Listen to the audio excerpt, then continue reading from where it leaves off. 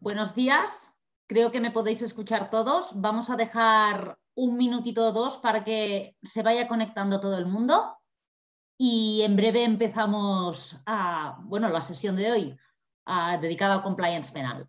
Gracias.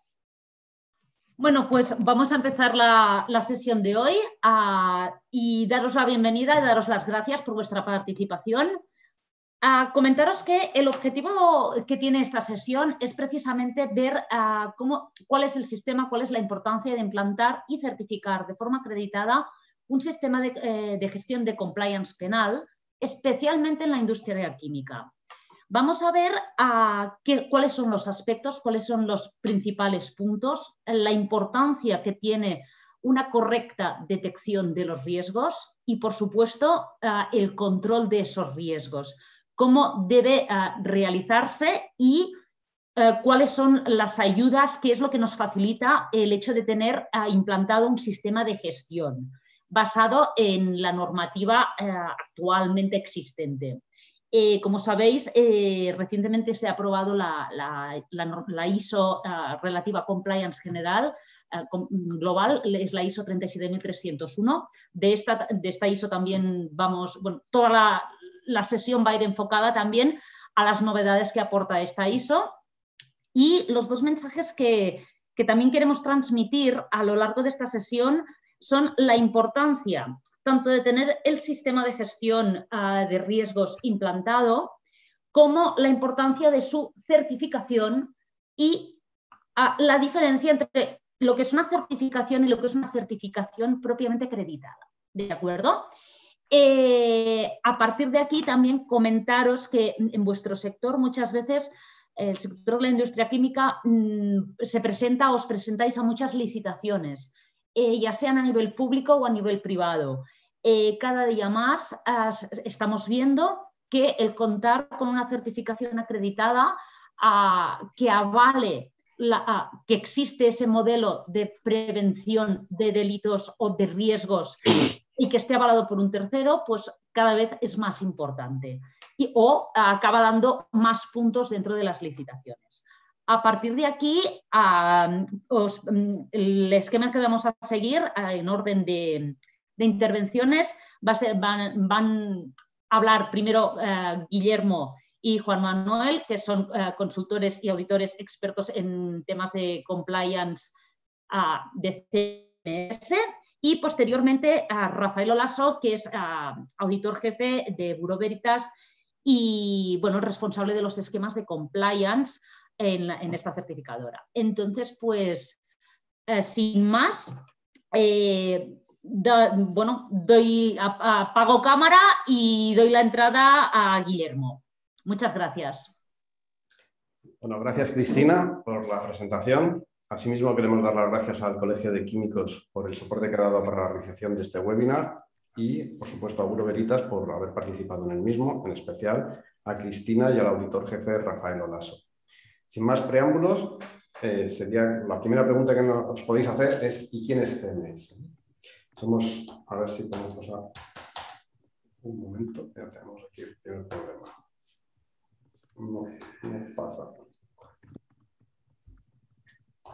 No pasa la pantalla. Bueno, no sé por qué motivo no puedo pasar la pantalla.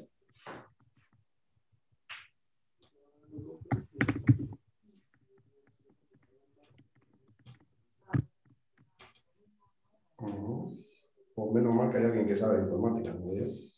Perfecto. Bueno, pues la primera pregunta es ¿quién es CMS? Bueno, pues somos una empresa joven, pero los que la componemos pues no somos tan jóvenes, ¿no? De hecho, la mayoría ya peinamos canas. Bueno, los que pueden peinar canas, yo ya desgraciadamente casi no puedo ni peinarlas, con lo cual indica que tenemos pues bastante experiencia, tanto en el ámbito de la consultoría como in-house, ¿no? Nuestra trayectoria se ha desarrollado también durante bastante tiempo en el campo de la auditoría por algunos de los miembros, pero también por lo que son dentro de las sociedades, ¿no? Dentro de una sociedad, pues has estado trabajando, pues eso te permite ver cómo funciona un sistema de gestión de compliance penal, los problemas que tienen realmente las empresas y las soluciones que se pueden dar que sean realmente viables, ¿vale? muchas veces las ideales están muy bien sobre el papel, pero no las pueden asumir las propias empresas.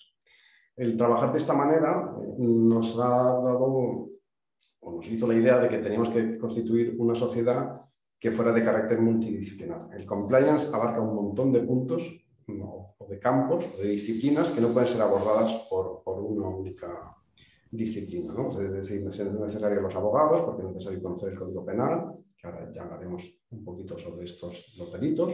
Es también necesaria la implementación de un sistema, porque si tenemos un sistema muy bien escrito y redactado, pero no está implementado en la sociedad, pues de poco va a servir. Y bueno, también economistas, porque la mayoría de los delitos son de carácter socioeconómico, no son los únicos, pero sí que son donde hay mayor número de sentencias y hay mayor riesgo. Y el tener que contar con directores financieros pues siempre ayuda a poder esto resolverlo mejor. Tenemos presencia en diversos sectores, que hay desde el químico, aeronáutico, etc. Somos una empresa que tiene ámbito nacional, o tenemos ambición de estar presente en todas las comunidades autónomas. De momento estamos en algunas de ellas. Hacemos consultoría no solamente a la empresa privada, también a la empresa pública. Y en esa consultoría pues, implementamos las normas 19.601 a 37.001 y recientemente con la aprobación de la 37.301, que van a comentar más adelante mis compañeros, pues bueno, también entendemos que acabaremos implementándola en las distintas sociedades. Damos soporte a los abogados, a despachos de abogados. Como hemos comentado al principio, es multidisciplinar, pues solamente desde un punto de vista jurídico no se puede abordar lo que es el compliance penal. También a empresas que ya tienen departamentos o áreas de compliance les damos soporte. También tenemos un periodo tenemos formación mediante cursos que están bonificados por Fundae o nuestro propio campus, donde hay cursos más específicos para determinados tipos de delitos o de normas de procedimiento. Somos partners del Colegio de Ilustre Colegio de Abogados de Alicante y nos podéis seguir en las redes sociales que veis ahí. Por último, tenemos un canal de denuncias, que es algo que en breve pues vamos a tener que, o van a necesitar las empresas que tengan más de 50 trabajadores o aquellos ayuntamientos. Cuando se transponga al ordenamiento jurídico español, pues muy favorable podría ser aquellos que tuvieran más de 10.000 tendrían la obligación sí o sí. Los que tengan menos, pues habrá que ver lo que es lo que dispone la transposición de la norma española. Este es el canal de denuncias que tenemos y ya más o menos os podéis hacer una idea de quiénes somos. Entonces vamos a entrar ya de lleno en lo que son los delitos para la industria química. Cuando hay una comisión de un hecho delictivo en el seno de una organización, bueno, pues es similar a lo que la fotografía que estamos viendo. Es una explosión para todos los miembros de la organización. ¿Por qué es una explosión? Porque realmente conmociona a la organización el saber que se puede encontrar ante una dificultad jurídica bastante grave. En el caso más grave sería la disolución de la persona jurídica, que si lo lleváramos a lo que es la persona física sería como la condena a la pena de muerte. Y por encontrar un hecho reciente, aunque hay más, en el año 2020, en enero, hay una petroquímica, que es ICOXE, que son Industrias Químicas del Óxido de Etileno, y es de donde procede la fotografía, la cual tenía 5 reactores, y de esos 5 reactores, uno pues salió como un proyectil disparado. Como consecuencia de ese proyectil disparado que salió, pues se murieron 3 personas, 2 trabajadores y una persona que, si no recuerdo mal, estaba como a unos 3 o 4 kilómetros de lo que era la central. Como consecuencia de ello, se inició un procedimiento judicial en el cual se acusaron a las personas físicas, al consejero delegado y al administrador, pero también a la persona jurídica. Y a la persona jurídica se le acusó por un presunto delito de medio ambiente. Ese delito de medio ambiente consistía en hacer vertidos al mar. Según lo que aparece en la prensa y en el sumario, esos vertidos al mar se realizaban por la noche y los fines de semana para que fuera más difícil detectarlos. Además, aparte usaban espumantes con el fin presuntamente usaban espumantes con el fin de que fuera todavía más complicado detectar ese tipo de vertidos. ¿Y por qué realizaban esta actividad? Bueno, pues realizaban esta actividad porque al parecer pues se encontraban en una situación económica complicada. Entonces, al tener una situación económica complicada, pues la forma de intentar abordar una solución a esos problemas financieros era buscar restricciones, y ellos, por lo visto, presuntamente, establecieron restricciones en materia de seguridad. Es algo que se está viendo, con lo cual no tenemos todavía una seguridad ni una certeza absoluta. ¿Esto qué quiere decir o qué es lo que podemos aprender de esto? Pues que cuando las situaciones son complicadas, como la que estamos viviendo ahora como consecuencia del COVID, generalmente muchas personas dicen, es que ahora no es el momento de abordarlo, no tengo dinero, es complicado hacerlo porque tengo otras necesidades. Bueno, pues a lo mejor cuando uno se encuentra en una situación difícil, se le nubla la mente y no toma las decisiones adecuadas. Y ahí sí que entendemos nosotros, al menos desde CMS, que es cuando debemos realmente establecer o implementar un sistema de compliance penal que en esos momentos en que la mente se encuentra más nublada, pues nos impida realizar a lo mejor actos o comportamientos que puedan llevarnos a consecuencias no deseadas. Como ya he comentado, la más extrema es la disolución de la persona jurídica, pero hay muchísimas más penas que afectan a la persona jurídica, también a las personas físicas, por supuesto, que pueden al final llevar a la extinción de la persona jurídica. ¿Cuáles son los delitos más significativos que afectan a la industria química? Aquí hemos puesto los que más relevan, digamos, la parte de la industria química, con lo cual, y lo veremos más adelante, no quiere decir que aquellos delitos, como por ejemplo contra la hacienda pública, contra la seguridad social, etcétera, no se den en la industria química, pero bueno, son más comunes a todos los sectores. Y tenemos la descubrición y revelación de secretos, contra la propiedad industrial e intelectual, contra el mercado y los consumidores, contra los recursos naturales y el medio ambiente, los riesgos provocados por explosivos y otros agentes, y contra la salud pública. En este webinar va a ser imposible que veamos todos los delitos. Entonces nos vamos a centrar en el delito contra el medio ambiente. Dentro del delito contra el medio ambiente, haremos una sentencia más adelante, vemos lo que es el propio tipo penal y la sentencia más adelante.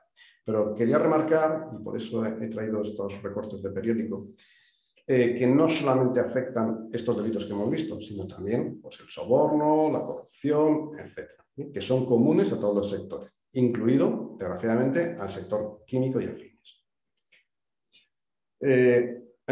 Otro delito que también ha ocurrido, ya no en Tarragona, sino en el Polo Químico de Desarrollo de Huelva, fue relativo a otro delito de carácter medioambiental, ¿no? Hay una contaminación del subsuelo y de la atmósfera por mercurio. Para eso se realizó una serie de falsificación de datos también. Aquí hay una falsedad documental. La falsedad documental no es uno de los tipos delictivos de los cuales la persona jurídica sea responsable de la empresa, pero sí del delito de medio ambiente. Y luego otra curiosidad es que se inicia por una denuncia anónima. Esto está ligado también con lo que es el canal de denuncias. El canal de denuncias no es una exigencia, pero sí que se admiten que las denuncias son anónimas. Ya en un tiempo en que hubo un cierto problema con la Agencia Estatal de Protección de Datos de si era posible o no realizar denuncias anónimas, pero bueno, para los que estuvisteis en otros seminarios que hablamos del canal de denuncias, pues ahí pudisteis ver que la denuncia anónima era totalmente aceptada por el Tribunal Supremo para iniciar un procedimiento judicial, incluso para la condena de la persona jurídica, como vimos en su caso, ¿no? Dicho esto, ya vamos a empezar con realmente lo que es el delito contra los recursos naturales. Voy a hacer un pequeñísimo repaso, un breve repaso de lo que es el tipo, y el tipo castiga tres conductas: con la emisión y vertidos, que viene en el artículo 325, el traslado de residuos y los daños contra el equilibrio de los sistemas naturales en el artículo 325 y 326 del Código Penal. Yo me voy a centrar en el artículo 325 porque es el que tiene que ver con la sentencia que vamos a ver a continuación, y también me voy a centrar en los agravantes del artículo 327. Y bueno, como no puede ser de otra manera, pues también para las penas que afecten a la empresa, a la persona jurídica, que vienen en el artículo 328. Ya que tenemos un pequeño esquema de lo que vamos a ver y lo que consiste el tipo, o en lo que consiste de forma, digamos, a 30.000 pies de lo que consiste el delito de medio ambiente, y ¿qué es lo que nos dice el 325.1 del Código Penal, que habla de emisiones y vertidos? Bueno, pues dice: el que contraviniendo las leyes u otras disposiciones de carácter general protectoras del medio ambiente. Como veis, está hablando de contraviniendo leyes u otras disposiciones de carácter general. Esto es lo que nosotros llamamos, los juristas, una ley penal en blanco. ¿Por qué? Porque me está remitiendo a otras normas del ordenamiento jurídico. No me viene expresamente aquí qué es la conducta que estoy realizando, ¿no? Dice, y me voy a centrar en la sentencia que vamos. Habla, provoque o realice vertidos, que es lo que vamos a ver, en las aguas terrestres. Cause o pueda causar. Aquí hay que tener en cuenta otro matiz importante. Cuando habla de pueda causar, no estamos hablando de un delito de resultado, estamos hablando de un delito de mera actividad o de peligro hipotético. Es decir, que si realizamos toda la conducta que aparece en lo que llamamos el tipo penal, lo que estamos viendo aquí mismo, sí que estaríamos cometiendo ese delito independientemente del resultado que se pudiera cometer. Esto lo vamos a ver también con más tranquilidad en la sentencia que voy a comentar a continuación. Voy un poco rápido porque si no, no vamos a llegar hasta el final y creo que ver las sentencias y ver que han ocurrido cosas de verdad es lo más importante. Las agravantes, en la sentencia que vamos a comentar está muy bien porque vamos a ver todas las agravantes. Bueno, no nos va a dar tiempo a verlas, pero bueno, el que tenga interés luego podrá ver la sentencia tranquilamente y si quiere realizarnos alguna consulta o enviarnos cualquier email que tenga cualquier duda, pues nosotros lo contestaremos encantado. Pero vamos a ver, o hay opciones de ver todas las agravantes y el criterio que sigue la jurisprudencia para cada uno de estos agravantes. Y por último, las penas. Las penas es muy importante porque aquí habla de multa de 1 a 3 años. Una pena, el artículo 50 del Código Penal establece las penas multa, nos dice qué importe pueden tener y cuánto tiempo se considera por un año, pero nos dice que, como veis, al final no hay límite, porque nos dice multa de 1 a 3 años. Bueno, ahí lo puedo tener tasado, porque lo más que puedo ser es 5.000 por 360 días, el importe que me salga. Pero cuando me está hablando del doble al cuádruple del perjuicio causado, ya no hay límite, porque ¿cuánto puede ser el doble o el cuádruple del perjuicio causado? Puede ser, pues bueno, pues por 1 millón, 10 millones, etc. Una barbaridad, ¿no? Y en la parte siguiente estamos hablando de lo mismo, ¿no? Habla de 6 meses a 2 años del doble del perjuicio causado. Luego también es importante, ¿verdad?, que para implementar un sistema de compliance penal, que a lo mejor la gente dice, bueno, si es que yo soy muy bueno y a mí nunca me va a ocurrir nada, ¿no? Que estamos aquí hablando del delito cometido por la persona física. Es decir, al final estamos ligando de alguna manera la vida de la persona jurídica a lo que haya hecho una persona física si no tenemos algo que realmente nos proteja de esa actuación de esa persona física. Y la única forma que tenemos de protegernos de esa actuación de la persona física, la única forma que tiene la empresa de protegerse de esa actuación de la persona física es implementando un sistema de gestión de compliance penal adecuado y eficaz. Si no, vamos a estar ligados a la suerte de lo que ocurre. Y lo vamos a ver en la sentencia. Y por último, bueno, el artículo 66 pues establece las penas que puede tener una persona jurídica, una empresa, en el caso que estábamos hablando. Dicho esto, vamos a ver ya la sentencia. Bueno, la sentencia es una sentencia de la Audiencia Provincial de Lleida contra los recursos naturales y el medio ambiente. Lo primero, los acusados son personas físicas. Y he remarcado lo de sin antecedentes penales, porque todo el mundo piensa que cuando ocurre algo penal, pues tiene que ser un delincuente, un narcotraficante o una persona extremadamente mala. No, puede ser una persona normal, o sea, podemos ser cualquiera de nosotros. Y afecta a 2 empresas. Como también querría remarcar que no solamente tenemos la acusación pública, sino que también tenemos una acusación particular. Y el Ministerio Fiscal va a pedir una serie de consecuencias como en relación a los hechos cometidos y la persona o la acusación particular pues va a pedir otras consecuencias por esos mismos hechos, ¿no? Porque lo va a ver de distinta manera. Y al final el juez decidirá qué decisión toma, ¿no? ¿Qué es lo que ocurre en este caso? Bueno, pues que hay un vertido incontrolado de purines de cerdo en un cauce público, quedando afectada la raqueta del canal que se estaba embalsando agua para ser usada como agua de boca, es decir, para poder beber, ¿no? Sanasa 2000 SL. Bueno, Sanasa era una empresa muy pequeña y esto también me interesa resaltarlo porque si en principio hemos hablado de las industrias químicas del óxido de etileno, que es una empresa muy grande, esto al ser una empresa muy pequeña de 3 personas, hay la tendencia a creer que si es una empresa pequeña, pues a mí el compliance no me afecta. Esto es para las empresas grandes, porque son los que salen en la prensa. Oiga, no. Esto sale en la prensa porque tiene muchísima más repercusión. No es lo mismo que haya una explosión en Tarragona y salga en todos los periódicos que contaminar un cauce de un río que realmente solamente lo vamos a ver en la sentencia, ¿no? No tienen más trascendencia o a lo mejor un carácter muy local. Pero para Sanasa, bueno, en este caso, Sansa, perdón, en este caso, bueno, pues va a ser muy grave las consecuencias que va a tener, ¿no? Y luego tenemos otra que es Piensos Jack, que eran los propietarios de los porcinos, ¿no? De los cerdos. Ellos en un principio tenían una licencia provisional de Sansa, de su explotación, para 810 cerdos, pero el día que ocurre el vertido, pues no tenían 810, tenían 1400. Y esto puede ocurrir porque, bueno, todos trabajamos o hemos trabajado en empresas y en determinados momentos, pues dices, bueno, si caben un poquito más, qué mal, si un poquito más, y al final acabas casi duplicando la cantidad, ¿no? Pero como al final tienes que cumplir una serie de resultados o tienes una serie de necesidades o no te resulta rentable la empresa, pues dices, pues si no va a pasar nada. Si yo lo hago todos los días, no pasa nada. Bueno, pues sí que pasa, porque ya lo veremos que en septiembre del 2015 pues fue cuando se produjo el vertido, ¿no? ¿Qué es lo que ocurre? Pues como consecuencia de ese vertido, la comunidad de regantes vació más de 20.000 metros cúbicos de agua de boca que iban a una localidad y para ellos es un coste de cerca de 7.000 euros. ¿Qué es lo que pide la acusación pública, el Ministerio Fiscal? Bueno, pues lo que está pidiendo hace una valoración de los hechos y ellos entienden que, aparte del 325.1, están todos los agravantes que hemos visto del artículo 327, y entonces ellos dicen pues, que, bueno, que a las personas físicas hay que meterle, son 3 personas físicas, 2 administradores y un empleado. Bueno, pues hay que meterles 6 años y 4 meses de prisión, que tienen que tener inhabilitación de sufragio pasivo. Sufragio pasivo es que no puedas ser elegido como representante de una corporación, en un gobierno, etc.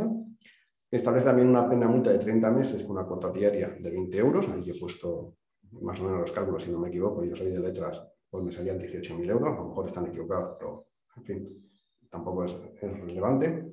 Inhabilitación especial para el cargo o para profesión o cargo ganadero durante 4 años. Ahora, durante 4 años usted no puede ejercer su profesión, con lo cual manda a nadie. Durante 4 años usted no sabe qué va a hacer, ¿no? Y a la empresa le pone una multa de 3 años, una pena multa de 3 años, que también lo he calculado, y sale, para cada empresa serían 43.000. Eso es lo que está pidiendo el Ministerio Fiscal. Aparte está pidiendo una responsabilidad civil solidaria, es decir, que tanto las personas físicas como las empresas deberían pagar ese dinero. Se puede dirigir contra cualquiera. El que lo pague ya repetirá contra el resto, más las costas, tanto para, bueno, más las costas procesales, ¿no? Del propio juicio. ¿Y la acusación particular que pide? Bueno, pues si os fijáis, en las personas físicas pide menos, porque de 6 años pide 2 años y un día, y bueno, pide la inhabilitación de, pues en vez de 4 años, pide de 2 años.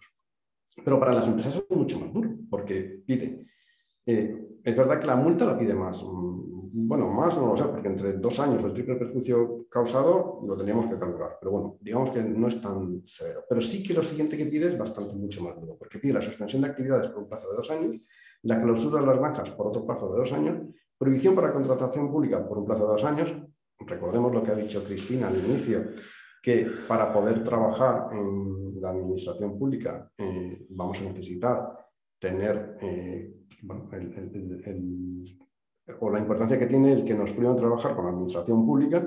Si no tenemos un sistema de gestión de compliance penal, esto se lo va a tener que, sí o sí, con perdón la expresión, asumir la empresa, nos guste o no nos guste, porque como estas empresas no tenían ningún sistema de gestión de compliance penal, vamos a depender de lo que califiquen o si son culpables o no son culpables los autores materiales. Prohibición de gozar de beneficios fiscales o de la seguridad social por 2 años, y la responsabilidad solidaria, bueno, pues baja un poquito, la bajan a 7.000 más las costas. Esto es lo que piden. ¿Y qué es el primer problema que tenemos? Que ninguna de las empresas tiene ningún sistema de gestión de compliance penal. Por lo cual, hagamos un acto de empatía y pongámonos en el caso de que recibimos las conclusiones tanto del Ministerio Fiscal de la acusación particular en cualquiera de nuestras empresas y sabemos que dependemos exclusivamente de si, bueno, si tenemos si el abogado logra encontrar alguna argucia procesal para que haya un sobreseimiento, o de la buena fe de que realmente estas personas no habían cometido un hecho delictivo, ¿no?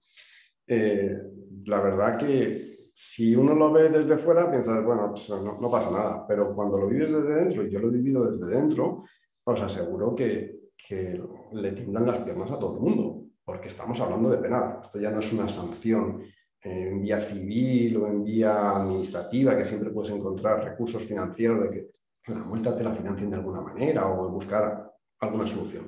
Cuando te prohíben ejercer tu actividad durante un tiempo, pues, bueno, pues es que realmente estás matando la empresa, ¿no? No es una muerte expresa, pero sí implícita. ¿Y qué es lo que dice el tribunal? Bueno, pues el tribunal, ¿qué es lo que dice para las personas físicas? Pues la conclusión que lleva a las personas físicas es 2 años de prisión, que manda narices. Cualquiera de nosotros que está trabajando piensa que no tenemos antecedentes penales ni nada, que nos encontremos con una sentencia de 2 años de prisión, nos va a implicar el tener antecedentes penales. Seguramente no ingresaremos en prisión, pero bueno, a mí ya no me haría mucha gracia encontrarme en esa situación. Inhabilitación para el sufragio pasivo por otros 2 años. Bueno, a lo mejor esto, para los que no vayamos a ejercer la política, no nos resulta tan gravoso. La multa de 8 meses, que son 4.800 euros, que si ya te encuentras en una situación económica complicada, si además no vas a poder trabajar durante un tiempo, pues parece que no, pero acaba picando el dinero, ¿no? ¿Y qué le ocurre a la empresa? Bueno, pues a la empresa, por un lado, le imponen una multa de 14.000 euros, que no está mal. La suspensión de sus actividades por 1 año, que esto es lo más grave, porque al final no puedes ejercer tu actividad, y si no puedes ejercer tu actividad no puedes tener ingresos, y al final los gastos por los costes los vas a tener. Veamos el COVID, que lo que les está ocurriendo a las empresas, que no pueden desempeñar su actividad por 1 año, y tengamos en cuenta que estas empresas que no pueden desactivar, por ejemplo la hostelería, que no pueden desactivar, por un lado no tienen o deberían tener ayudas para poder aguantar ese año o el tiempo que estemos en la pandemia, y luego no están estigmatizadas, ¿no? Todo el mundo piensa, oh, madre mía, qué delincuentes son, qué gente, cualquiera se fía de ellos, ¿no? Todo el mundo piensa lo contrario, qué mala suerte tenemos, debemos apoyarlas. En estos casos, el impacto reputacional que tiene pues es bastante negativo. Y bueno, y en lo que estábamos diciendo, ¿no? Y prohibición de realidad. ¿Y qué es lo que ocurre? Bueno, pues que no solamente tienen estas, sino que además tienen el pago de las costas y la responsabilidad civil, que lo hemos visto anteriormente. ¿Quién se libra? Bueno, pues Jack, hemos visto que había 2, la Jack de Fábrica de Piensos y Claudio, que es el administrador, son absueltos. ¿Y por qué son absueltos? No porque tengan un sistema de gestión de comunidad penal, sino porque entiende el tribunal que ellos no han participado en la gestión de lo que es la propia granja, ¿no? Esta sentencia, aquí vais a ver las sentencias, aquí tenéis un recopilatorio de sentencias en las cuales podéis ver que se condenan a empresas por el delito medioambiental. Esta es la que estamos viendo, de la SAP, quiere decir Sentencia de la Audiencia Provincial de Lleida. Es una sentencia que establece, a mí me parece muy útil, ¿no? Porque, por ejemplo, establece los criterios a la hora de calificar el peligro. Lo tengo aquí delante y te dice, por ejemplo, que es la intensidad del acto contaminante, la probabilidad de que el peligro se concrete en un resultado lesivo, la magnitud de la lesión en relación con el espacio que se desarrolla la acción, la prolongación en el tiempo, la afectación directa o indirecta, la proximidad de las personas o elementos de consumo. Todo esto, bueno, pues a la hora de hacer una matriz de riesgos y controles, pues ver los riesgos que puede tener una empresa en el ámbito medioambiental, yo creo que pueden ser bastante interesantes para poder mitigarlo. Ahí, como veis, ahí no me he ido al Tribunal Supremo, no me he ido a lo más grande, he ido buscando todo lo que son más pequeños para acercarlo a la realidad nuestra, no que pensemos que solamente le ocurre a no solo los ricos lloran, también los pequeños lloran. Y la que pongo es SJP, es sentencia del juzgado de lo penal, que es todavía, digamos, un escalón todavía más abajo de la sentencia de las audiencias provinciales.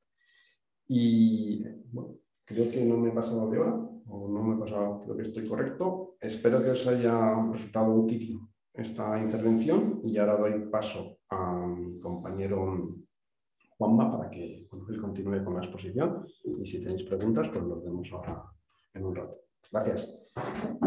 Bueno, retomando un poquito el hilo de Guillermo y teniendo en cuenta un poco lo que ha visto, lo que ha planteado, que es un poco los problemas o las pegas que nos hemos encontrado con los que se encuentra la persona jurídica a través de las diferentes modificaciones del Código Penal, donde parece ya que la persona jurídica, la empresa, puede ser penalmente responsable de sus actos. Pues bueno, las siguientes 2 partes pues tratan de encontrar la solución o por lo menos elementos mitigadores, ¿no?, a esta situación. Entonces, en esta parte me voy a centrar en lo que serían los estándares de compliance, que de alguna forma establecen unos criterios para montar sistemas de gestión que puedan ayudar a lo que sería la mitigación de ese problema, y cuál es la metodología que desde CMS utilizamos para su implantación. Bueno, antes de nada, entrar en el concepto de diseño, ¿no? El diseño, bueno, al final hemos puesto una definición, consiste en una configuración mental de una solución, ¿vale? Lo digo porque a veces, colaborando con despachos de abogados, ¿no?, que están centrados en otro tipo de soluciones, ¿no?, el diseñar un sistema de gestión pues no siempre es sencillo, ¿no? De hecho, una receta no vale para todas las empresas. Hay que adaptarla al tamaño, adaptarla a su sector, adaptarla a su idiosincrasia. Hay muchas variables que tienen que ser adaptadas y que indudablemente afectan al diseño. Luego, también tenemos una segunda parte, y es la que no menos importante, es la implantación, ¿no? Es decir, trasladar esos requisitos y hacer que funcionen, hacer que al final den sus frutos, ¿no? Partimos de un trabajo de laboratorio, ¿no?, donde estamos haciendo un plantón, como aparece ahí en la imagen, una semilla que plantamos, pero claro, eso tiene que desarrollarse para dar sus frutos, ¿no? Entonces, una de las tareas no poco importantes en un trabajo de implantación es la generación de un sistema eficaz. Sistema eficaz que, por un lado, nos debe dar las garantías de protección, por otro lado, debe darnos rendimiento, por decirlo así, y luego beneficios, y luego, por otro lado, sea un sistema, desde el punto de vista de la norma y desde el punto de vista de certificación, que sea certificable. No nos vale que cada empresa tenga su propio sistema, deben ser ya sistemas estándares, ¿no? Muy bien, dicho eso, ¿cuáles son los pasos previos para el diseño? Bueno, esta es la metodología que se utilizamos en CMS. Entonces, en primer lugar, se trata de conocer el estándar que va a servir como referencial y fuente de requisitos. Obviamente, eso debemos saber qué vamos a hacer, ¿no? Pero no menos importante, o incluso más, es conocer la organización. Entrevistas. Hay una parte muy necesaria y muy importante, y es conocer cómo está organizada la empresa, qué personas están al frente de cada departamento, cuál es la interrelación que pueda existir entre esas empresas, aprobaciones particulares, sistemas de gestión que ya puedan funcionar o que a lo mejor están formalmente establecidos pero no funcionan. Bueno, todo este tipo de información es muy necesaria para luego pues, no darnos un tortazo, ¿no?, con la realidad, y tenemos que saber cómo está funcionando. Manuales de otros sistemas. En el caso de la industria química, pues aquí toma especial relevancia, ¿no? Es una industria que podríamos decir que pertenece a lo que podemos llamar un sector sociotecnológicamente complejo. Y detrás de ese palabra, lo que tenemos es una empresa en la cual hay alta tecnología, en la cual hay personal con una formación alta, y una situación en la que un accidente o incidente puede llevar graves problemas para la empresa desde el punto de vista mediático o económico incluso, ¿no? Entonces, bueno, en ese tipo de industrias, aviación, químico, nuclear, farmacéutico, ¿vale?, están muy reguladas. Están muy reguladas desde el punto de vista de la regulación formal, del hard law, de leyes, o incluso también a través de normas del sector.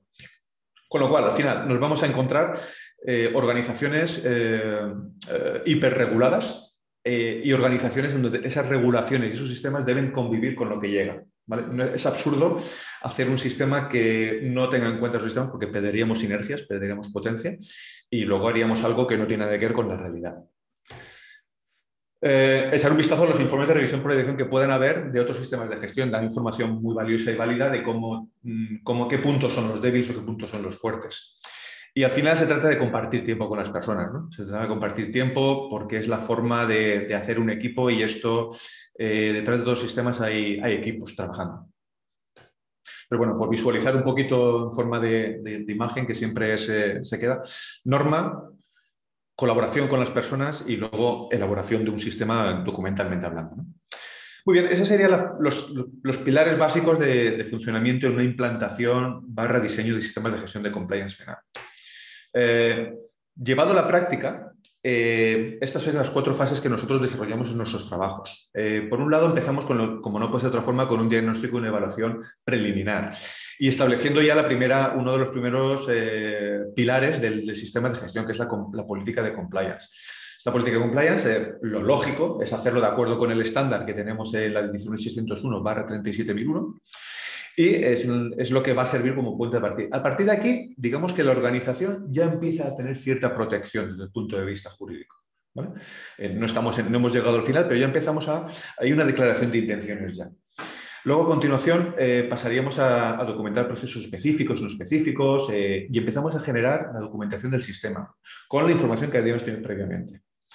A continuación, redactamos lo que serían los procesos y procedimientos, canal de denuncias, otro de los corazones, ¿no? Yo aquí me atrevería a hablar que tiene dos pilares, 2 corazones. Este sistema, uno es la matriz de riesgos, la evaluación de riesgos de riesgos penales y los controles correspondientes, y por otro lado un canal de denuncias, un canal que tiene que ser sensible, que tenga garantías en cuanto al anonimato o a la confidencialidad de la información, un canal que tenga detrás también unos compromisos firmes de no represalia, es decir, el que levante la mano para indicar una situación que podría ser constitutivo de un delito, pues hay que protegerlo y darle las gracias, porque estamos previniendo el delito y eso siempre es bueno, ¿no? Como he comentado antes en algunas de las sentencias donde no hubo esa posibilidad. Y por último, la fase 4 es una fase, digamos, la última capa de cebolla, pues ha sido la tercera capa, donde hablaremos de la auditoría interna, donde es un elemento en principio externo, nosotros lo aconsejamos así a nuestros clientes, donde damos un repaso a todo lo que son los controles que están funcionando, todo lo que es el sistema, procedimientos, políticas, códigos de conducta, códigos éticos, para que todo esté engranado y funcionando. Y a partir de ahí la organización ya estaría en disposición de pasar a certificarse, ¿no? Que es un poco el trabajo que haría la entidad certificada correspondiente posteriormente. Y luego Rafael pues, nos detallará más detalles sobre esta fase. Bien, en cuanto a la labor del proyecto, hay otra cuestión que nosotros utilizamos y es el trabajo con una visión de proyecto, ¿no? De proyecto de gestión de proyectos, es decir, en la cual se elaboran unos entregables, tareas, responsables y plazos, ¿no? Esto, por nuestra experiencia, puede ser muy útil para desbloquear ciertos asuntos, ciertas situaciones a lo largo de la evolución de un sistema, del diseño de un sistema, y de alguna forma es una manera de aportar más garantías al éxito del proyecto.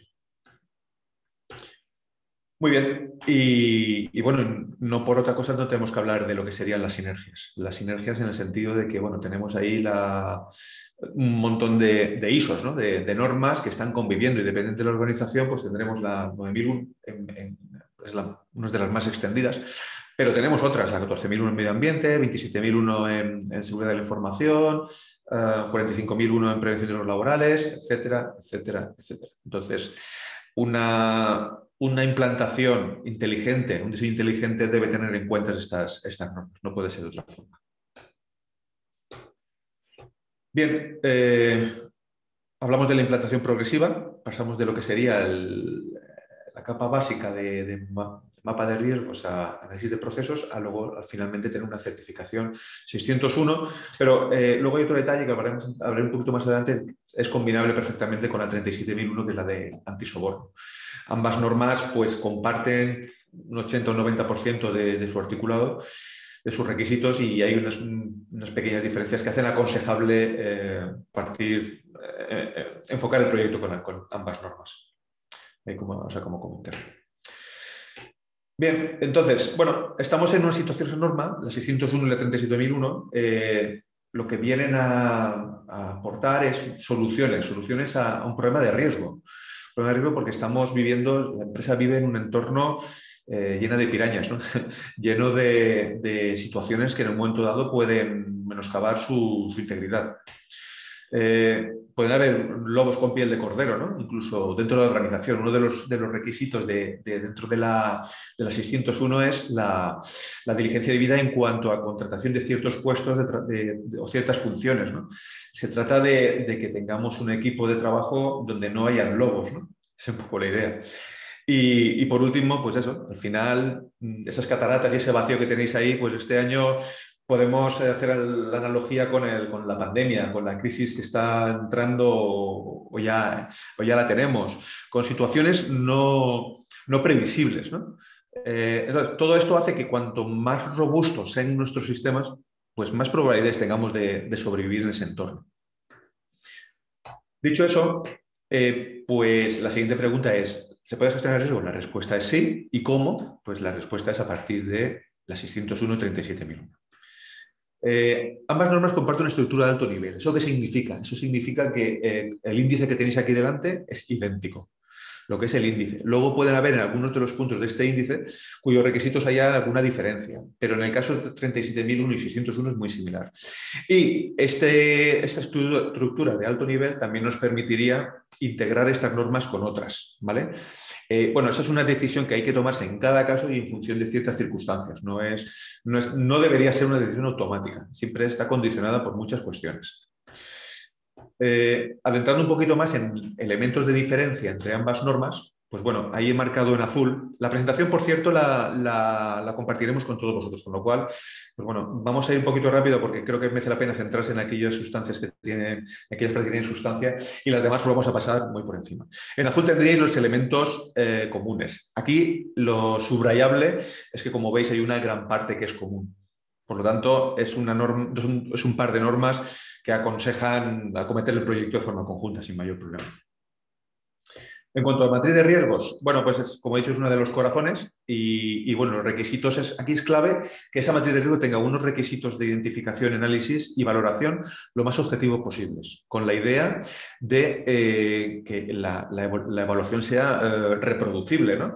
Al final tiene que ser una herramienta que la aplique una persona u otra con similares conocimientos, debe dar el mismo resultado. Pues bien, este es el gran reto y el gran aporte que puede hacer un buen procedimiento de evaluación de riesgos. Canal de denuncias, lo comentábamos antes, ¿no? Requisito súper importante y requisito que de alguna forma viene ya condicionado con una directiva que será transpuesta pues a lo largo de este año, esperemos, la 1937/2019, donde bueno, todo esto nos hace ver que el entorno está cambiando, ¿no? De lo que antes valía, ahora no vale. Estamos en un entorno de empresas que se les exige cada vez ser más honestas y tener mecanismos de detección interna, ¿no? Y en el caso de industrias sociotecnológicamente complejas, el aspecto del canal probablemente ya lo tendremos regulado en otras áreas. No canal de compliance penal, pero sí en canal de aspectos sobre safety, sobre seguridad operacional, o aspectos sobre seguridad ocupacional, medio ambiente, etc. En cuanto a canal de denuncia, muy rápidamente, decir que debe permitir la comunicación confidencial o anónima y debe prohibir total represalias en cuanto a lo que se comunique, ¿vale? Esa es una de las garantías que deben existir de forma muy explícita para que este canal tenga éxito, y debe ser conocido por todo el personal, obviamente. Y bien, por ahí esta es un poquito la idea de la presentación que quería transmitiros, las ideas básicas, diseño e implementación, hay que hacerlo a medida, puede ser para una gran empresa o para una pequeña, los delitos ocurren en todo tipo de tamaño de empresas, y elementos básicos, pues matriz de riesgos y canal. Esos son un poco los dos corazones de estos sistemas. Y bueno, por mi parte, en principio agradeceros la atención, espero, y dar paso a Rafael para que bueno, pueda comentar su parte. Muchas gracias. Bien, buenos días. Voy a compartir pantalla un momentito.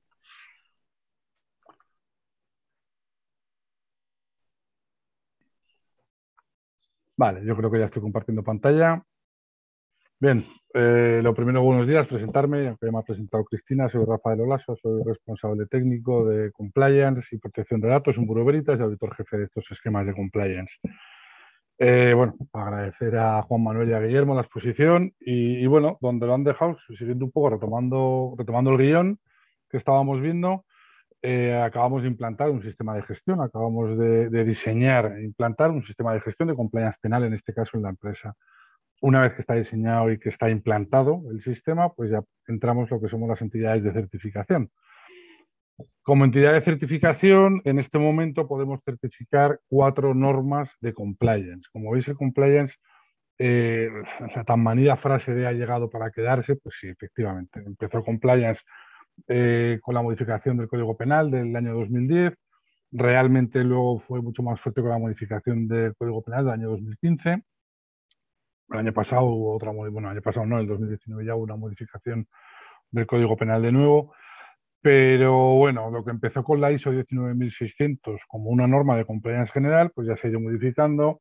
En España hemos desarrollado la UNE 19601, compliance penal, ISO 37001 a nivel internacional, compliance antisoborno, y en España también la UNE 19602. Como veis, cuando hablamos de la palabra UNE, significa una norma española. Y recientemente, la semana pasada, se ha publicado, todavía en inglés, pero bueno, yo creo que la traducción al español faltará poco, la ISO 37301 de Sistema de Gestión de Compliance General. Si os fijáis en la slide que estamos viendo, tengo tachado la ISO 19600, que es la original del compliance, que es un compliance general. ¿Qué ocurre? Esta ISO no era certificable, era más informativa y más declarativa que otra cosa. En este espacio de tiempo, desde la ISO 19600 del año 2015 a ahora que se acaba de publicar la ISO 37301 del año 2021, pues se han aprobado las otras normas que hemos comentado hasta ahora. Esta slide simplemente la pongo para que veáis un poco la cantidad de normas que en este momento están publicadas y las empresas están realizando, están implantando y están utilizando las organizaciones respecto al riesgo empresarial. ¿Vale? Además de, por supuesto, la 14, la 9, la 45.001, la 27.001, bueno, pues ya tenemos algunas normas que ya están publicadas y están en traducción o que están pendientes de publicarse. Ahora mismo estaba hablando Juan Manuel del canal de denuncias. Bueno, pues antes de finalizar el año se va a publicar la ISO 37002 de sistemas de gestión de canales de denuncias. Está pendiente de publicarse en español la ISO 31022 de gestión de riesgos legales. ¿Vale? Como veis, ya sería la séptima norma respecto a compliance. Es decir, empezamos a tener ya una cantidad de normas de cumplimiento normativo suficientes para que las empresas puedan implantar y diseñar sistemas de gestión y sobre todo que se puedan proteger y puedan controlar los riesgos. Muy rápidamente, ¿qué es lo que tenemos hasta ahora? Certificables teníamos estas 3 normas, la UNE 19601, Sistema de Gestión de Compliance Penal, UNE 19602, Sistema de Gestión de Compliance Tributario, UNE ISO 37001, Sistema de Gestión Antisoborno. Respecto al alcance geográfico, es muy clara la diferencia. Las que son normas UNE son una norma española, es decir, en principio se acota, se circunscribe solo a España. Y sin embargo la ISO pues es internacional, con lo cual está reconocido prácticamente en todos los países del mundo, un certificado ISO. ¿Qué ocurre? Que claro, que el alcance de la norma, lo que es el alcance ya en cuanto a materia, dista mucho una de otra. ¿Por qué? Porque la UNE 19601 abarcaría pues, lo que normalmente denominamos los 34 tipos delictivos sobre los que una persona jurídica puede ser imputada, y sin embargo la compliance antisoborno nos acotamos solo a los 4 tipos delictivos que nosotros llamamos antisoborno. Es verdad que España quería haber traducido esta norma como anticorrupción para poder abarcar más tipos delictivos, pero bueno, en realidad al final se hizo como antisoborno y lo que nosotros en nuestra legislación llamamos soborno, pues se acota a cohecho, a malversación, a tráfico de influencias y a corrupción entre particulares, estos 4 tipos delictivos. Y luego la UNE 19602, pues como delito exclusivamente sería el delito contra la hacienda pública y seguridad social, aunque luego ya tiene muchas más sanciones tributarias, más allá de los delitos. Os voy a comentar un poquito el tema de la acreditación. Las siguientes, dentro de 2 slides. Simplemente adelantaros que la UNE 19601 ya es una norma acreditable. Nosotros, Bureau Veritas, bueno, pues de momento somos la primera entidad que está acreditada en esta norma. De momento somos la única, pero bueno, de aquí a un plazo razonable, pues se supone que habrá alguna entidad de certificación más pues, que conseguirá la acreditación. Estamos en pleno proceso de acreditación de la ISO 37001. Breve. Estamos ya con las auditorías de ENAC que nos hace a nosotros para para acreditar, con lo cual no creo que tardemos mucho, ¿vale? En este periodo de tiempo, en este plazo, desde la ISO 19600 de 2015 hasta la semana pasada, bueno, pues hemos estado con estas 3 normas que hemos hablado, pero ahora se acaba de publicar una norma a la que yo le tengo bastante respeto, es un miura que hay que torear, que es la ISO 37301, Sistema de Gestión de Compliance. Y al hablar de Sistema de Gestión de Compliance, sin segundo nombre, sin apellido, es decir, cumplimiento normativo. Cumplimiento normativo puede llegar a ser infinito en una empresa. Vamos a suponer una gran empresa, una gran organización, como puede ser un banco, una eléctrica o cualquier otro tipo de sector, o nuestros sectores por las grandes bioquímicas. Bueno, pues la cantidad de cumplimiento normativo que tienen es ingente, en un montón de sectores que veremos luego. Y vamos a ver cómo creemos que se va a desarrollar y cómo creemos que va a evolucionar esta norma, ¿vale? Estamos continuamente hablando de certificación de sistemas, ¿vale? Juan Manuel, en la exposición que ha hecho de diseño y elaboración del sistema, lo ha diseñado, lo ha elaborado y se ha implantado el sistema. Una vez que el sistema está implantado en la organización, ya casi como colofón o como guinda final, es un poco la certificación. Es decir, que un tercero experto independiente venga a valorar el sistema, venga a ver cómo está implantado y dé la validez a ese sistema. Claro, ya en sí la certificación, que en principio debería estar incluido en el punto de las revisiones, es una revisión que hace un tercero experto independiente, más allá de la revisión que hace el sistema. El propio Código Penal, cuando habla de los modelos de organización y gestión, que nosotros hablamos de sistemas de gestión, pero en realidad el Código Penal habla de modelos de organización y gestión, ya dice que tendría que ser revisado periódicamente. Bueno, pues aparte de la auditoría interna que realiza la organización, aparte de la revisión que realiza la organización, periódicamente nosotros realizamos como independientes y terceras partes expertas otra revisión.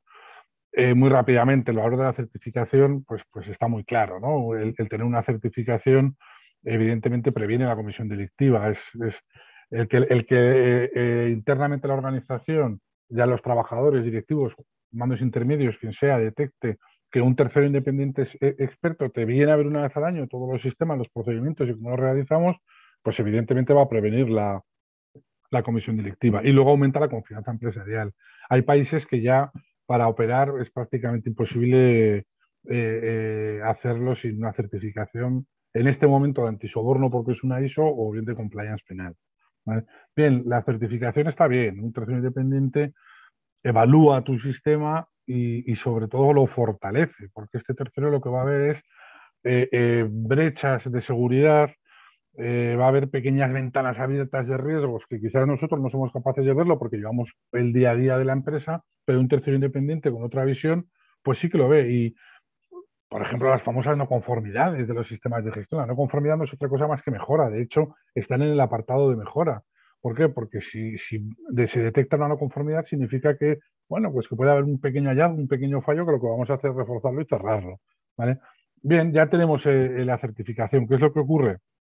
Bueno, pues que la certificación tiene el valor que cada uno de nosotros le queramos dar, ¿vale? Está claro que nosotros como entidad de certificación reconocida y la número 1 en el mundo, pues bueno, pues sí que tenemos valor, ¿no? Ya solo por el hecho de que Bureau Veritas certifique, pues tiene un valor. Bureau Veritas o cualquier otra entidad que vosotros conocéis perfectamente del mercado español o del mercado internacional como entidad de certificación.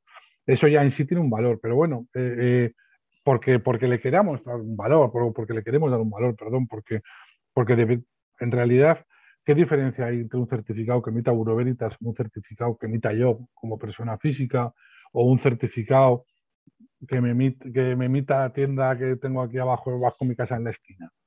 Bueno, pues el que cada uno de nosotros le queramos dar, el certificado que emita mi hija de 17 años. Mi hija de 17 años os emite un certificado y os dice que vuestro compliance es perfecto, maravilloso y que encaja de maravilla con la norma. Bueno, bien, probablemente el certificado que os emita mi hija no va a tener valor de cara al exterior, sin embargo un certificado que emita Bureau Veritas sí va a tener. Pero claro, hay que dar un paso más, si es la certificación acreditada.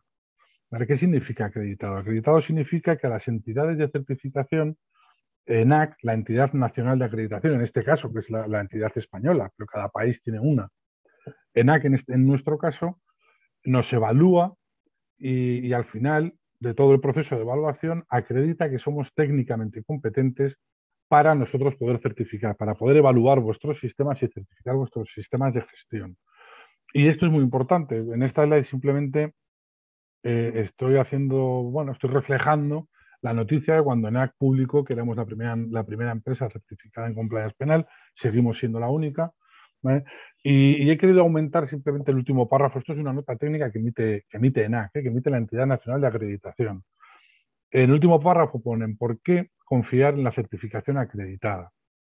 Pues he remarcado en rojo lo más importante de todo. Son las entidades de certificación acreditadas son técnicamente competentes, independientes y fiables, ¿vale? Y percibidas como tales por todos aquellos que han de confiar en la veracidad y valor de sus certificados. Es decir, ENAC está viniendo a acreditar, está viniendo a decir que en este caso Bureau Veritas, en este caso, somos técnicamente competentes. Es decir, nuestros equipos de auditores son competentes, nuestros procedimientos son competentes, somos competentes internacionalmente por nuestra estructura para poder dar servicio a entidades a nivel mundial o a nivel local o a nivel nacional, como queramos, ¿vale? Es decir, que disponemos de todos los medios necesarios para poder evaluar vuestros sistemas de gestión de compliance penal.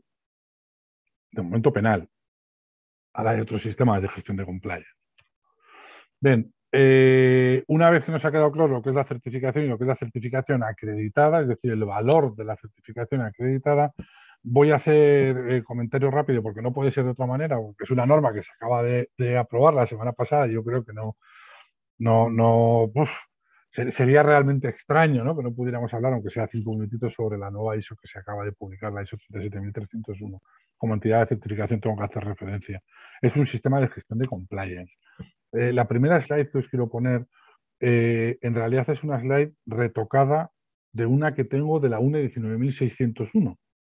¿Vale? Le he cambiado el encabezado de 19.601 a 37.301 para que veáis que prácticamente es igual. Se llaman estructuras de alto nivel. Es lo que Juan Manuel antes os ha puesto la comparativa de la 19.601 y de la 37.001. Bueno, pues la 37.301 es igual. Tienen la misma estructura. El punto 4 habla de contexto de la organización. El punto 5 de liderazgo. El punto 6 habla de planificación, 7 operación. 7 elementos de apoyo, 8 operación, 9 evaluación del desempeño y 10 mejora. Es la misma estructura para todas las normas, entonces facilita la integración. Lo que decía antes Juan Manuel, lo que pasa es que hay que saber integrar normas. Integrar no es simplemente cambiar el nombre y poner ahora toda esta parte pertenece a estas otras normas, no. Integrar normas es muy bonito, internamente en la organización aporta mucho, pero hay que saber hacerlo, porque si no puede perjudicar más que ayudar. De todas maneras, nosotros sí que animamos a integrar las normas. Cuanto más integradas están las normas, creo que mejor para la organización. Y de hecho, el hecho de que tengan todos la misma estructura, la estructura de alto nivel, es para facilitar la integración. Simplemente he puesto en gris las partes que en la UNE 19.601 pone penal, pero como veis, elimino el penal y sirve para el compliance. Y la evaluación de riesgos sí que le ha llevado al contexto de la organización, que aquí lo modifica, aquí lo hace como la 37.001, que también lo lleva al apartado 4. Y he remarcado en rojo una parte muy importante de esta norma, que son las obligaciones de cumplimiento. ¿Por qué? Porque estamos hablando de cumplimiento normativo. Y una organización que quiera tener controlado todo su cumplimiento, que probablemente ya lo tenga, ¿vale?, lo que va a tener que hacer es determinar aquí todas sus obligaciones y a partir de sus obligaciones de cumplimiento hacer una evaluación de riesgos sobre las obligaciones de cumplimiento y ya empezar a priorizar si tiene que aplicar planes, si no, en qué obligaciones de cumplimiento nos vamos a centrar, más o menos de todo lo que es el resto del sistema. ¿Vale? Vamos a saltar estas dos slides simplemente por el tiempo para ir un poquito a lo que decía antes Juan Manuel, ¿no?, lo que va a tener un poquito más de fuerza y os puede interesar un poco más. Esta 37.301, aquí os he puesto ejemplos de lo que pueden ser obligaciones de cumplimiento, paquetes de obligaciones de cumplimiento, bloques de obligaciones de cumplimiento, penal antisoborno fiscal, que ya los tenemos, pecado laboral, seguridad y salud, prevención de blanqueo de capitales y financiación del terrorismo, antimonopolio, ambiental, igualdad, protección de datos. Dejo una parte sectorial. Imaginaros el cumplimiento, por ejemplo, en el sector químico, en el sector bioquímico. Es un montón de legislación que tenemos que cumplir y que tenemos que manejar día a día y tenemos que extractar y que tenemos que bueno, pues que utilizar en nuestra elaboración de los productos, en nuestro control de los riesgos continuamente.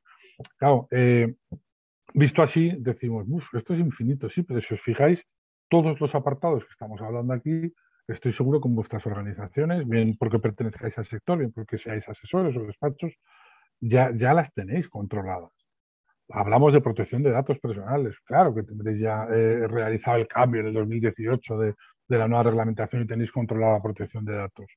Fiscal, todo el mundo tiene claro los impuestos que tiene que presentar, los que no, los riesgos que tiene, las sanciones, las que no puede tener, seguridad y salud, laboral, por ejemplo, prevención de blanqueo de capitales.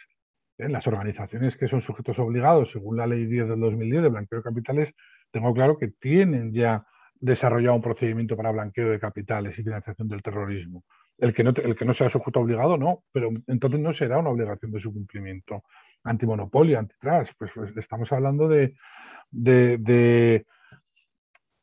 mercado, de la competencia, de todas aquellas acciones que tenemos que realizar dentro de la empresa para evitar, pues, fundamentalmente, si lo llevamos al Código Penal, lo que es el pactar los precios, un delito contra el mercado y los consumidores.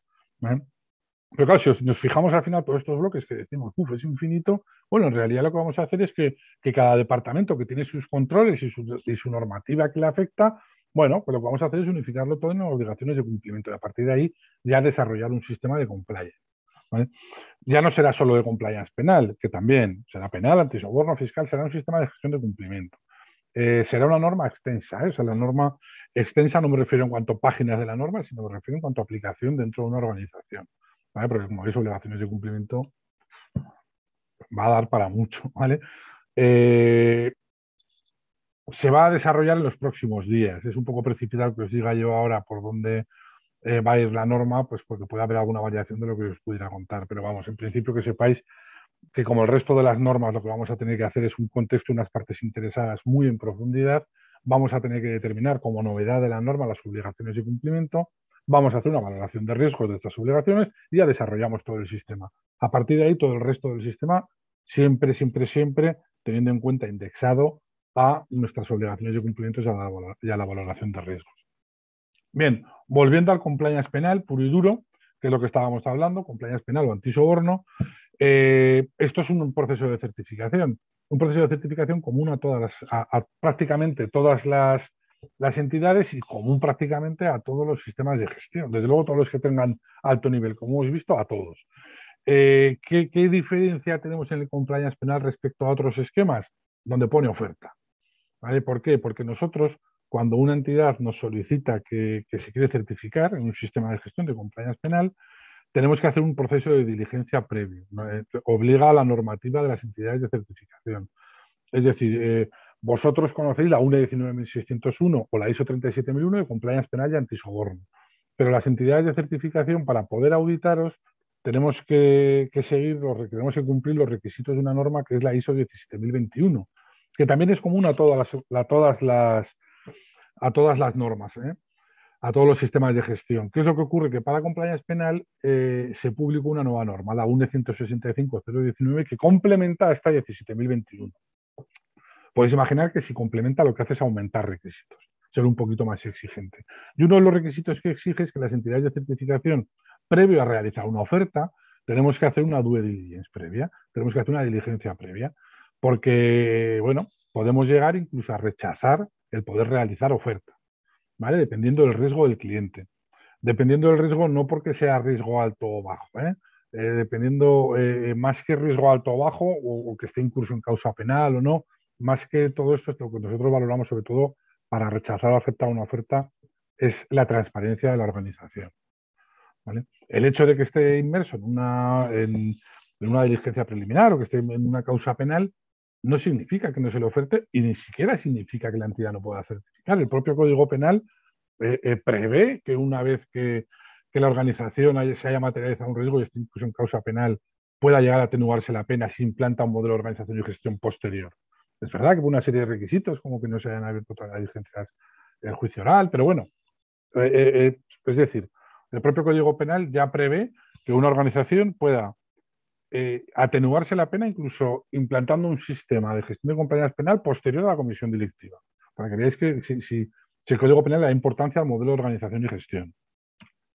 Nosotros, para realizar esta diligencia previa y para realizar los cálculos de jornadas, necesitamos una serie de datos. Insisto que eso viene de la UNE 165.019, que es la que nos obliga a nosotros como entidades de certificación a auditar unos requisitos, a auditar de una forma concreta el compliance penal. Todos estos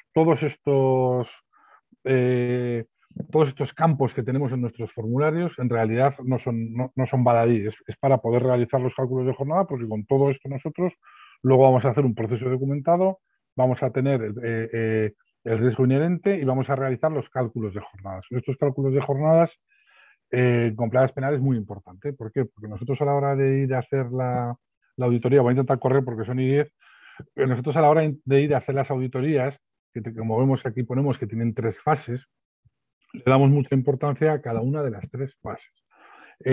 Todos los esquemas de certificación tienen 2, verificación y métodos de recopilación. Nosotros añadimos una tercera. ¿Por qué? Nosotros en la primera fase de auditoría lo que realizamos en realidad es una verificación de que toda la información previa que se nos han entregado para realizar los cálculos de jornada y poder ofertar y toda esta documentación que es real, que realmente refleja la realidad, no porque nos hayan intentado falsear o no, sino simplemente porque igual al completar los formularios pues no ha reflejado la realidad de la empresa, ¿vale?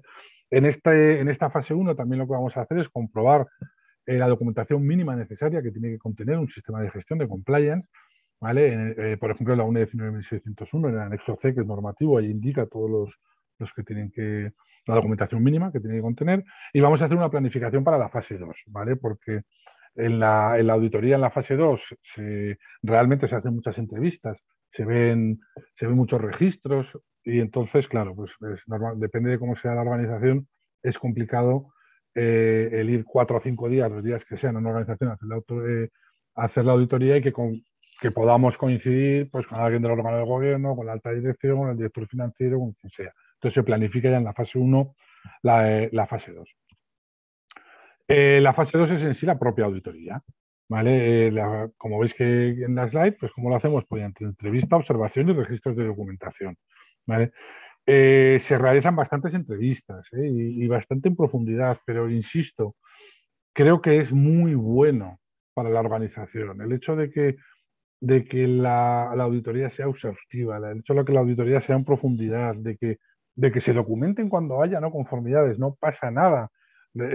Acabamos de ver un posible riesgo que teníamos que no éramos conscientes de que lo teníamos. Fue maravilloso. Ya habrá servido todo el proceso de auditoría para algo si el auditor ha detectado no conformidades. ¿Por qué? Porque, bueno, las vamos a sellar, vamos a cerrar esa ventana de riesgo y ya nos ha servido de mucho. No nos olvidemos que por primera vez el penal tiene una disciplina preventiva, ¿vale? Siempre que hablamos de penal hasta ahora, de derecho penal, estamos hablando, pues, plazos, prescripciones, una vez que se ha cometido el delito, penas. Bueno, no. La parte preventiva de un sistema de gestión de compliance penal es casi tanto o más importante que la parte coercitiva. Lo que pasa es que, claro, no lo podremos llegar a medir nunca, porque como es preventivo, si no se materializan los riesgos, nunca vamos a ser conscientes de si realmente ha sido eficaz o no. Bien, una vez que realizamos esta auditoría, nosotros vamos a dar en realidad la conformidad al sistema con los requisitos de una norma, ¿vale? Y la fase 3, que para nosotros es muy importante también, le llamamos fase 3, aunque en realidad no es una fase de auditoría, es la elaboración de informes, ¿vale? Estos informes pueden acabar, tocamos madera, que no pase, pero pueden acabar donde pueden acabar en sede judicial. Y en derecho todo lo que nos escribe, complicado, no existe, ¿vale? Entonces son informes pues, detallados, son informes realizados a conciencia y son informes que le permitan al juzgador en su día, llegado el caso, ojalá no, pero bueno, poder valorar si la organización tenía realmente implantado un sistema de gestión de compliance penal o no. Bien, voy a parar ya porque son las 12:15 y teníamos un turno por si alguien quería realizar alguna pregunta. Agradeciendo de nuevo a CMS la oportunidad que nos da Bureau Veritas a poderos comentar lo que es la entidad de certificación y en especial lo que es una certificación acreditada. Muchas gracias.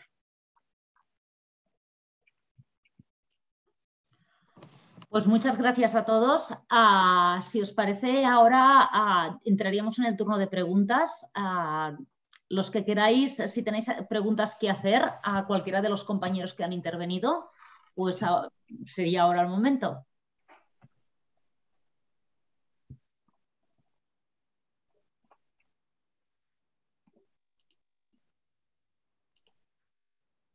No sé si queréis, si preferís pasar preguntas por el chat o si queréis activaros micros, cámaras para poder hacer, bueno, para poder, incluso si queréis entrar en algún debate sobre alguno de los aspectos que se ha ido tratando a lo largo de la sesión de hoy.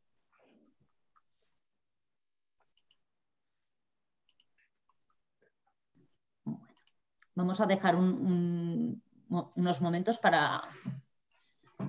Por lo visto queda todo extremadamente claro. Es que sois muy buenos ponentes. No, no creas. Os explicáis muy bien. A lo mejor no hemos entrado en profundidad todavía bien.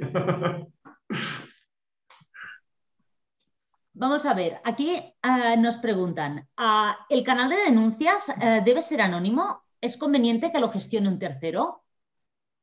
Bueno, anónimo no debe ser, porque no lo exige la ley. Lo que sí debe ser es confidencial. Lo que pasa es que sí es posible que un canal de denuncias sea anónimo, así lo reconoce la propia directiva y lo reconocen distintas sentencias del Tribunal Supremo, en el cual se ha dado curso a denuncias que se han realizado de forma anónima. Y que sea anónimo, bueno, pues genera confianza a la persona que deba realizar esa denuncia, porque siempre hay el miedo a la represalia. Por mucha confidencialidad que haya, siempre uno tiene miedo cuando trabaja en una organización de que se sepa quién es y tienes recelos a denunciar algo que generalmente no suele ser agradable y que puede afectar a, bueno, pues no solo pues a compañeros o a superiores, ¿no? Entonces, sí que es aconsejable que al menos haya la opción de anonimato en los canales de denuncias. Que lo gestione un tercero tampoco es exigible, pero sí que es aconsejable. ¿Y por qué es aconsejable? Pues porque la circular 1/2016 de la Fiscalía General del Estado sí que recomienda que la gestión de estos canales de denuncias internos sea externalizada, ¿no? O sea, realizada por un externo. Eso porque también genera confianza, pues no solamente a la persona que realiza la denuncia, sino que también genera confianza al órgano judicial, o sea, judicial en el sentido de que cuando le pidan los registros a ese tercero que gestiona el canal, pues es más difícil que elimine, modifique, etcétera, cualquiera de las denuncias que se hayan producido en ese periodo de tiempo, ¿no? que requiera la autorización judicial. Entonces, bueno, ¿obligatorio el anonimato? No. ¿Recomendable? Sí. ¿Y valorable por la Fiscalía General del Estado? Rafa, yo creo que aquí a nivel de certificación también hay unos requisitos. Sí, hombre, él, antes hablaba, Juan Manuel hablaba de los dos corazones o las dos patas y tenía toda razón. Él, para mí, fundamental, evidentemente, la evaluación de riesgos penales, pero la otra pata fundamental es el canal de denuncias. Anteriormente, el canal de denuncias, estamos hablando de confidencialidad anónimo. Confidencial ha sido siempre. O sea, la obligatoriedad de la confidencialidad ha sido siempre. Lo que pasa es que nuestra legislación de protección de datos anteriormente prohibía el que pudiera ser anónimo. Ya una vez con el reglamento europeo y una vez con la ley de protección de datos nueva, bueno, ya no tan nueva, que es del 2018, pero bueno, seguimos diciendo nueva, ya permite el que sea anónimo, como decía ahora Guillermo, ¿no? Permite que sea anónimo, confidencial tiene que ser siempre. Hay una curiosidad, y es que en todas las normas de compliance siempre habla de confidencialidad y o anónimo, con lo cual siempre tiene que ser confidencial y puede ser anónimo o no. Sin embargo, la 37301, uno de los requisitos que pone en el canal de denuncia, la nueva, la que se publicó la semana pasada, pone que tiene que ser anónimo. Y nos ha dejado a todos un poquito descolocados. porque, claro, da la sensación que obliga a que... Luego sí es verdad que en el anexo más que aclara las dudas, ya viene a decir que, hombre, bueno, pues que puede ser anónimo, puede ser confidencial, pero claro, como en los requisitos pone anónimo, el canal tendrá que ser anónimo, nos ha dejado a todos un poco descolocados. Ya veremos cómo llevamos esa obligatoriedad del anonimato, porque yo no veo que tenga que ser obligatorio que sea anónimo. Yo creo que es una pequeña rata. Que me da la sensación, ¿eh? Que es una pequeña rata, pero bueno, ya veremos cómo se desarrolla. Pero hoy por hoy lo que dice Guillermo tiene toda razón, es obligatorio que sea confidencial y posibilidad de que sea anónimo, ¿vale? El anonimato facilita quizá el que las personas puedan denunciar, puedan llegar a comunicar un incumplimiento o una irregularidad, pero claro, también tiene su parte negativa. ¿vale? El anonimato, pues que alguien de mala fe o que alegremente pues pueda estar mandando mensajes a través del canal de denuncias sin piedad, ¿vale? El canal de denuncias externo que comentaba ahora Guillermo, pues hombre, evidentemente no es obligatorio, pero bueno, la empresa sí que de cara al exterior, hombre, demuestra una cultura de cumplimiento y un querer cumplir cuando le gestionan externamente el canal de denuncias, ¿no? Aparentemente da una sensación más de limpieza, ¿no? Una sensación más de que la empresa lo que quiere es, oye, yo mi canal de denuncias lo voy a gestionar, aunque por supuesto los gestores de los canales de denuncias, una vez que hacen la primera interpretación de la denuncia, la primera criba o el primer filtrado, o como lo queramos llamar, en realidad, claro, lo tiene que devolver al comité de cumplimiento o al compliance officer o al órgano de cumplimiento en definitiva de la empresa para que ya realice la investigación de la forma si es que hay que realizar una investigación.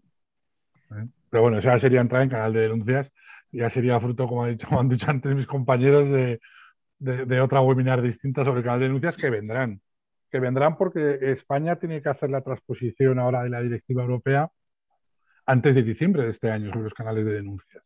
Entonces, bueno, se supone que este año vamos a tener publicada una ley de canales de denuncias y vamos a tener publicada una norma ISO 37002 sobre canales de denuncias.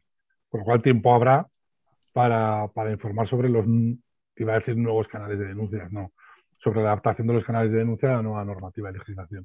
Perdona que me he enrollado mucho.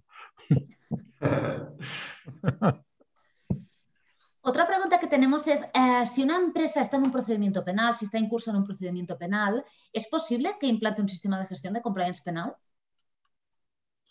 Bueno, pues lo ha contestado antes Rafael durante la exposición de forma magnífica. Pues sí, sí es posible implementarlo.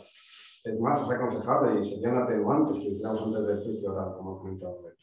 Entonces, esto sí que es una pregunta que nos hacen bastante las consultoras, perdón, las empresas.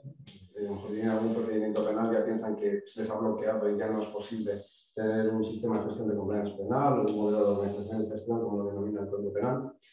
Pero sí que es posible, es aconsejable y además que nos puede servir de atenuante y no solamente nos va a servir de atenuante, es que nos va a impedir que en el futuro pues nos va a dificultar o va a imposibilitar o poner trabas para que en el futuro se cometa ese mismo hecho delictivo u otros hechos delictivos de los cuales puede ser responsable la persona jurídica.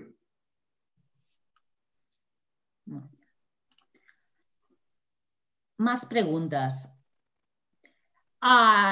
¿Supone un gran esfuerzo la implementación de estas normas? Es decir, tanto de la UNE 19.601 como de la 37.001. Entiendo que la pregunta va dirigida tanto a nivel de implementar el propio sistema de gestión como orientarlo a la certificación.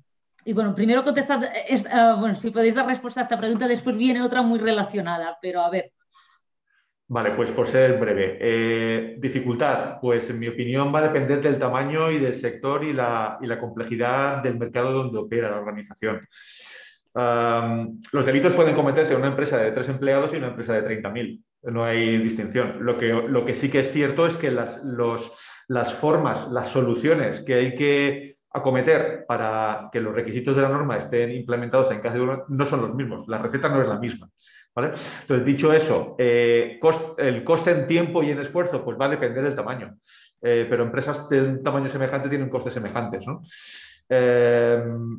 Tiempo, pues yo creo que nosotros estamos valorando en torno a un año máximo de si las cosas van bien. Si las cosas van bien me refiero a si no hay atascos internos, dificultades de producción, imprevistos tipo pandemia o cosas de estas, o bajada de extraterrestres, ya veremos, ¿no? Entonces, si no hay ningún imprevisto de ese tipo, pues nuestros plazos están en torno a un año. La certificación, pues ahora lo comentará, si acaso, Rafael, pero más o menos por nuestra parte sería esa la visión, ¿no? No vale todo para todos y estamos hablando de procesos en torno a un año. Rafael, aquí a nivel de... Respecto a la certificación... Sí. No, que respecto a la certificación simplemente muy rápido, que una vez que esté implantado el sistema, depende de los cálculos de jornadas con todas estas variantes que hemos indicado, que he intentado indicar antes en la presentación, Bueno, pues la fase 1, entre la fase 1 y la fase 2 suele haber una diferencia pues, de un mes aproximadamente de media. Y bueno, después de la fase 2 hay un plazo de 90 días para cerrar en caso de que se hayan documentado no conformidades, con lo cual desde que una organización empieza un proceso hasta que lo acaba, bueno, pues pueden pasar 4 o 5 meses tranquilamente, pero bien, sin problemas. Sí que es verdad que la práctica nos dice que entre fase 1 y fase 2 las organizaciones suelen ampliar un poquito más el plazo. Hay un plazo máximo de 6 meses entre la fase 1 y la fase 2. Suelen ampliar un poquito porque después de la fase 1, bueno, pues siempre queda algún fleco que hay que realizar, que hay que mejorar del sistema, y bueno, suelen ampliar. Pero bueno, perfectamente en 4 o 5 meses puede estar una entidad certificada si tiene un sistema implantado bien. Eficaz, que dice el código penal. Aquí hay una pregunta que lo habéis comentado antes, creo, pero reforzar un poco el nivel de integración entre las normas a la hora de tanto de implantar como de certificar. ¿Es elevado? ¿Le veis? Bueno, yo por la parte que nos toca a la implantación, al trabajo de consultoría, hay un aspecto en el cual intentamos ser muy cuidadosos, ¿no? Y es la integración y la cesión de información a lo que son los juzgados, ¿no? Me explico. Vamos a ver. Aparte de que la integración de normas es complejo desde el punto de vista técnico, ¿no? Ocurre un problema, y es que a veces, pues bueno, las partes interesadas en una, y luego por Guillermo puede ampliar esa información, las partes interesadas en un juicio, pues bueno, evidentemente tienen su trabajo y tienen su labor de buscar todas las grilletas posibles en el sistema, ¿no? ¿Qué significa eso? Que haciendo un sistema integrado hay más probabilidades de encontrar grilletas. Entonces, inicialmente, salvo que el cliente lo pida expresamente, aconsejamos no integrar, pero sí aprovechar sinergias, que es cosa diferente, ¿no? Aprovechar sinergias sí que es ver qué otras cosas están funcionando y utilizarlas en provecho e incluirlas en los controles de la matriz de riesgos que tiene la organización, ¿no? Entonces sería un sí pero no, ¿no? Sería la respuesta. No sé si ha aclarado algo. Ahora mismo, con la información que tenemos a día de hoy y con las sentencias, nuestro consejo es no integrar, salvo que hay una razón muy de peso. Imaginemos, estamos en una multinacional y desde el headquarter nos piden que haya integración de todos ellos. Bueno, pues ahí no hay más narices, ¿no? Pero si no existen esos condicionantes, esos requisitos de altísimo nivel, nuestra recomendación es no. Pero eso no significa que estemos de espaldas a otros sistemas de la organización. Vale, yo creo aquí, Juan Manuel, que te estás refiriendo a integrar con otros esquemas distintos que sea compliant, ¿verdad? Sí, correcto. Quiero decir, porque yo la integración de la UNE, por ejemplo, 19.601 con la 37.001, no, esa sin o problema, con la 19.602 de claro. o con la... Vale. Correcto. Yo creo que lo que es compliance no es que sea fácilmente integrable, es que prácticamente el sistema es el mismo para los dos. Sí. Con lo cual, la integración ya viene hecha, prácticamente, ¿no? Al implantarlo, pero sí que tiene razón que la complejidad creo que es muy complejo integrar este esquema con otros como puede ser medio ambiente, calidad o seguridad y salud en el trabajo. Y hay que torearlo, ¿eh? Es complicado integrar. Es de alto nivel, con lo cual, bueno, pues se debería poder integrar. Y nosotros hemos auditado alguna organización que tenía integrado parte del sistema entero, evidentemente no, porque cada uno luego tiene sus peculiaridades, pero sí que hemos visto algunos sistemas con algunas partes, por ejemplo, el tema de la mejora, de las no conformidades y tal, que sí que lo tenían integrado, algunas partes de ellas, pero con lo que acaba de decir Juan Manuel, integrar este sistema con otros, claro. Ole el que lo haga. Sí, estamos hablando de normas primas. Las normas hermanas dentro del compliance no habría ningún problema, como tú bien dices. Las normas primas, que pueden ser 9.001, 14.001, 27.001, etcétera, pues es otra historia. Pues no sé si hay más preguntas. En principio, si no hubiesen más preguntas, lo dejaríamos aquí para poder acabar justos a la hora, puntualidad. Y no sé, chicos, en principio agradeceros a todos vuestra participación y nada más. sepáis que nada, tenéis nuestros contactos y estamos a vuestra disposición para lo que necesitéis. Pues mira, Perfecto. Gracias por vuestra participación y también a la gente que ha podido asistir en directo al webinar, claro que sí. Gracias. Igualmente, me adhiero al agradecimiento. Gracias a todos. Muy bien. Adiós. Gracias. Hasta luego.